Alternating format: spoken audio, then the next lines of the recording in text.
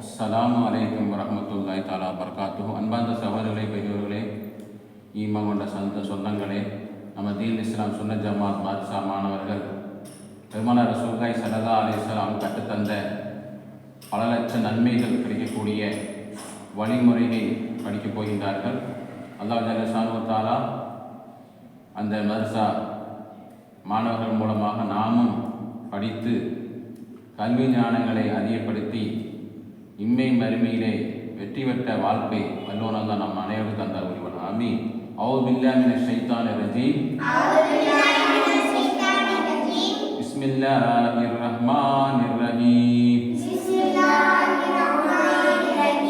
நபி ஸல்லல்லாஹு அலைஹி வஸல்லம் அவர்கள் கற்றுத்தந்த பல லட்சம் நன்மைகள் கிடைக்கும் வழிமுறைகள். நபி ஸல்லல்லாஹு அலைஹி வஸல்லம் அவர்கள் இரவு படுக்கைக்கு முன்னால் உலு செய்வது அதிகமான நன்மைகள் கிடைக்கும் என்று நமக்கு கற்றுத்தந்தார்கள். எனவே நாம் படுக்கைக்கு செல்லுகின்ற பொழுது வுது செய்ய வேண்டும். வுது செய்து படுத்தால் அல்லாஹ் ஜல்ல ஷானஹு தஆலா ஒரு மலக்குமாரை அனுப்பி பாதுகாப்பு தருகிறார். ஷைத்தானுடைய தொல்லைகளிலிருந்து நமக்கு அல்லாஹ் பாதுகாப்பு தருகிறார். எனவே நாம் அந்த சுன்னத்தான வுது செய்துவிட்டு நாம் உறங்கச் செல்வோம். இரண்டாவது, நபி ஸல்லல்லாஹு அலைஹி வஸல்லம் அவர்கள் ஆயிஷா ரலியல்லாஹு தஆலா அன்ஹா அவர்களிடத்திலே கூறினார்கள், ஆயிஷாவே, இரவு படுப்பதற்கு முன்னால் ஒரு குர்ஆன் ஓதிவிட்டு படுக்க வேண்டும் என்று கூறினார்கள். ஒரு குர்ஆனை ஓதுவதா என்று ஆயிஷா ரலியல்லாஹு தஆலா அன்ஹா கேட்ட பொழுது சிறிய சூறாவான குல் ஹுவல்லாஹ் சூறாவை 3 தடவை ஓதி படுத்தால் ஒரு குர்ஆன் ஓதிய நன்மை கிடைக்கும் என்று நபி ஸல்லல்லாஹு அலைஹி வஸல்லம் அவர்கள் கற்றுத்தந்தார்கள். எனவே நாமும் குல் ஹுவல்லாஹ் சூறாவை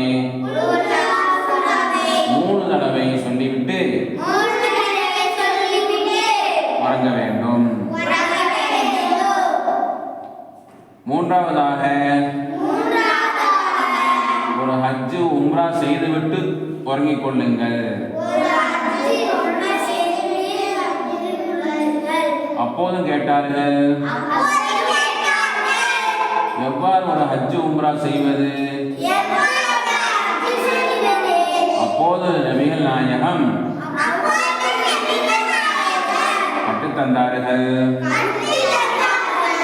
சுப்ஹானல்லாஹ் 33 தடவை சொல்ல வேண்டும். அல்ஹம்துலில்லாஹ் 33 தடவை சொல்ல வேண்டும். அல்லாஹு அக்பர் 34 தடவை சொல்ல வேண்டும். இந்த தஸ்பீஹாத்துகளை சொல்ல சொல்லி சொன்னார்கள். இந்த தஸ்பீஹை சொல்லி தூங்குமையானால் அல்லாஹ் சுப்ஹானஹு வ தஆலா ஹஜ் உம்ரா செய்த கூலியை நமக்கு கொடுப்பார் என்று நபி ஸல்லல்லாஹு அலைஹி வஸல்லம் சொன்னாங்க. அடுத்து நபி ஸல்லல்லாஹு அலைஹி வஸல்லம் சொன்னாங்க, அனைத்து முஸ்லிம் சொந்தங்களுக்கும் மூமினான முஸ்லிமான அனைவர்களுக்கும் துஆ சொல்லிவிட்டு நீங்க தூங்குங்க. எவ்வளோ பேர்கள் இருக்கின்றார்களோ அவர்களுடைய நன்மை பூராவுமே உங்களுக்கு கிடைக்கும் என்று சொல்லி தந்தாங்க.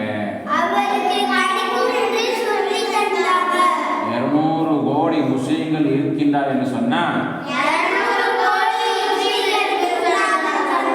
200 கோடி நன்மைகள் நமக்கு கிடைக்கும்.